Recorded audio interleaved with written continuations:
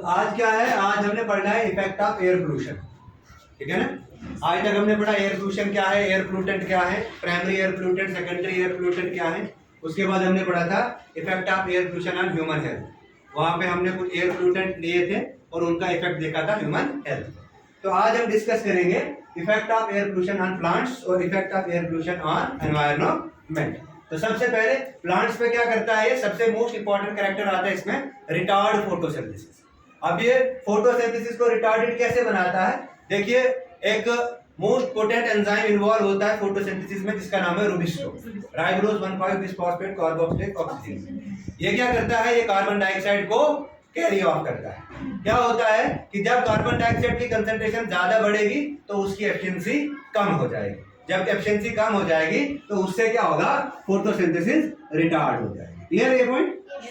Next point क्या है, ये क्या करेगा, सल्फर डाइऑक्साइड जो है अगर इसकी कंसंट्रेशन बढ़ी तो इसकी कंसंट्रेशन बढ़ने से क्लोरोसिस होता है। क्लोरोसिस क्या होता है, क्लोरोफिल का डैमेज होना। इसके साथ साथ प्लाज्मोलाइसिस होगी, जो सेल है वो श्रिंक होना शुरू हो जाएगी। इसके अलावा जो प्लाज्मा मेम्ब्रेन है वो भी डैमेज हो जाएगी और साथ साथ में मेटाबॉलिक इनहिबिशंस यानी कि बहुत सारे पाथवेज जो हैं वो रुक जाएंगे, वो काम नहीं करेंगे। क्लियर है। कौन जैसे पाथवे, कैम्प, अगर कैम्प प्लांट है तो कैम्प पाथवे रुक जाएगा, C3 साइकिल रुक सकता है, ग्लाइकोलिसिस रुक सकती है, जितने भी मेटाबॉलिक पाथवेज हैं वो सारे रुक सकते हैं। इसके अलावा हाइड्रोकार्बन में जैसे कि इथाइलिन, ये इथाइलिन है ये क्या करता है, ये प्री मैच्योर लीफ फॉर्म करता है, ठीक है ना। अभी लीफ पूरी तरीके से ग्रो ही नहीं हुआ होता है, गिर जाता है, फ्रूट अभी तरह राइप नहीं हुआ है, गिर जाता है। इसके अलावा shedding of floral buds shed हो जाएंगी, पेटल्स कर्ल्ड हो जाएंगे और डिस्कलरेशन हो जाएगी सेपल्स। सेपल डिस्कलर्ड हो जाएंगे, सेपल डिस्कलर होने की वजह से वो क्या हो जाएगा, डाइसेंस हो जाएंगे और पूरा फ्लोरल पार्ट जो है वो गिर जाएगा, ठीक है ना।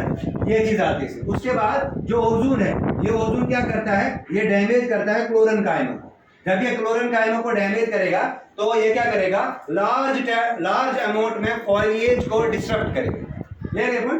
इसके अलावा जो फ्लोराइड्स है, फ्लोराइड्स अगर एयर में है तो ये कॉज करते हैं क्लोरोसिस एंड नेक्रोसिस। अब क्लोरोसिस और नेक्रोसिस कैसे करेंगे, ये हमारे पास मान लो लीफ है, ये क्या हमारे पास लीफ है, इसके टिप वाले पोर्शन पे भी क्लोरोसिस नेक्रोसिस होगा और इसके मार्जिन पे भी क्लोरोसिस और नेक्रोसिस होगा। जब इसके टिप और मार्जिन पे क्लोरोसिस नेक्रोसिस होगा तो एपिडर्मिस निकल जाएगी, बहुत सारी सेल्स जो है वो डैमेज हो जाएंगे और इसकी वजह से क्या हो जाता है, एब्सेशन ऑफ लीफ होता है। याद रखना, इस नेक्रोसिस की वजह से जो पेटियोल होता है, पेटियोल वाले रीजन में क्या हो जाती है, इसमें भी डेफिशिएंसी आ जाती है और ये अर्ली डेहिसेंस हो जाती है। इसके अलावा हमने ये भी पढ़ा है कि लाइकेंस जो है they are the good indicators of sulphur dioxide pollution. तो जहां पे सल्फर डाइऑक्साइड पोल्यूशन की कंसंट्रेशन ज्यादा होगी वहां पे लाइकेंस ग्रो नहीं करेंगे। आपको पता है लाइकेंस जो है they are the symbiotic association between, हाँ ये सिम्बायोटिक एसोसिएशन होती है किस किस के बीच में, एक एल्गी और दूसरा फंजाई के बीच में। एल्गे में जो एल्गल कंपोनेंट होता है उसको कहते हैं फाइकोबायोन और जो फंगल कंपोनेंट होता है उसको कहते हैं माइकोबायोन। ये दोनों जो है ये म्यूचुअली रहते हैं, ठीक है ना। ऐसी टाइप ऑफ इंटरेक्शन को कहते हैं प्लस प्लस इंटरेक्शन, है ना। ये म्यूचुअली दोनों बेनिफिटेड होते हैं। तो लाइकेंस क्या है, अगर हम लाइकेंस की बात करेंगे, they are very sensitive to high sulphur dioxide pollution. ये क्या है, ये सेंसिटिव होता है हाई सल्फर डाइऑक्साइड पोल्यूशन में and act as an indicator of sulphur dioxide pollution, और ये एक इंडिकेटर की तरह काम करता है। इसके अलावा हमारा जो गार्डन पी है, ये गार्डन पी भी बहुत सेंसिटिव होता है सल्फर डाइऑक्साइड पोल्यूशन से और ये भी एक पोल्यूशन इंडिकेटर की तरह एक्ट करता है। क्लियर है यहाँ तक?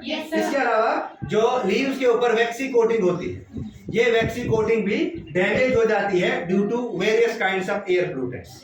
अगर ये वैक्सी कोटिंग डैमेज हो गई तो इस डैमेज होने से क्या असर पड़ेगा प्लांट्स पे, तो प्लांट्स पे पेस्ट का अटैक ज्यादा आएगा, ठीक है ना। जब पेस्ट का अटैक प्लांट्स पे ज्यादा आएगा तो प्लांट्स में बहुत सारी डिजीजेस हो जाएंगी, ठीक है ना।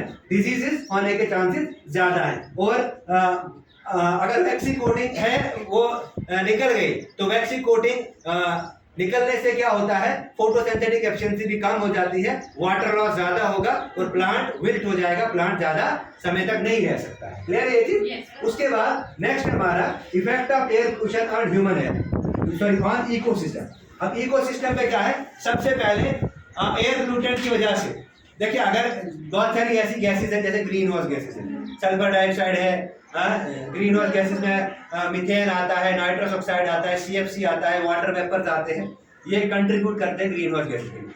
देखिए अगर ये अपनी कंसंट्रेशन में है तो ठीक है, अपनी कंसंट्रेशन में ये ठीक है। अगर इनकी कंसंट्रेशन बढ़ गई, इनकी कंसंट्रेशन बढ़ गई तो ड्रेस्टिक इफेक्ट आता है एनवायरनमेंट में, ठीक है ना।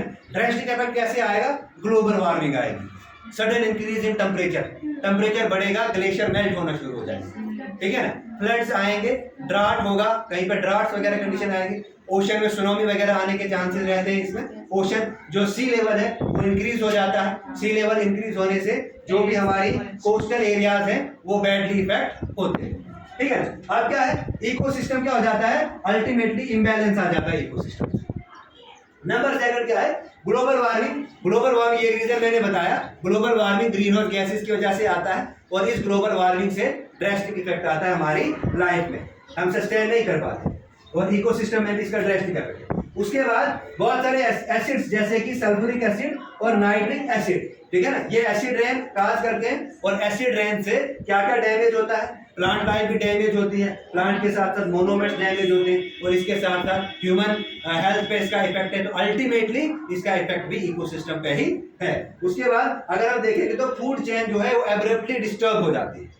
फूड चेन डिस्टर्ब होने की वजह से इकोलॉजिकल इम्बैलेंस आता है। क्यों? क्योंकि जो नेक्स्ट ट्रॉपिक लेवल है उसको फूड ही नहीं मिलेगा, जब फूड ही नहीं मिलेगा तो फूड चेन डिस्टर्ब होने की वजह से इकोलॉजिकल इम्बैलेंस आ जाएगा। उसके बाद एनिमल्स जो हैं ये भी अफेक्टेड होते हैं एयर पोल्यूशन से।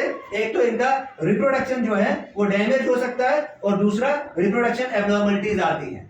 नेक्स्ट बहुत सारे कुछ एयर पोल्यूटेंट में बर्निंग सब्सटेंसेस हैं, एयर पोल्यूटेंट के कुछ बर्निंग सब्सटेंसेस हैं वो रिलीज करते हैं कार्सिनोजेनिक सब्सटेंसेस, और इन कार्सिनोजेनिक सब्सटेंसेस से कैंसर होता है। क्लियर है ये चीज? तो ये था आज का टॉपिक हमारा, इफेक्ट ऑफ एयर पोल्यूशन। कल पढ़ा था हमने ह्यूमन हेल्थ के बारे में, आज हमने ये डिस्कस किया एक प्लांट और दूसरा इकोसिस्टम। तो कल हम डिस्कस करेंगे, कल नहीं मतलब मंडे को हम डिस्कस करेंगे इफेक्ट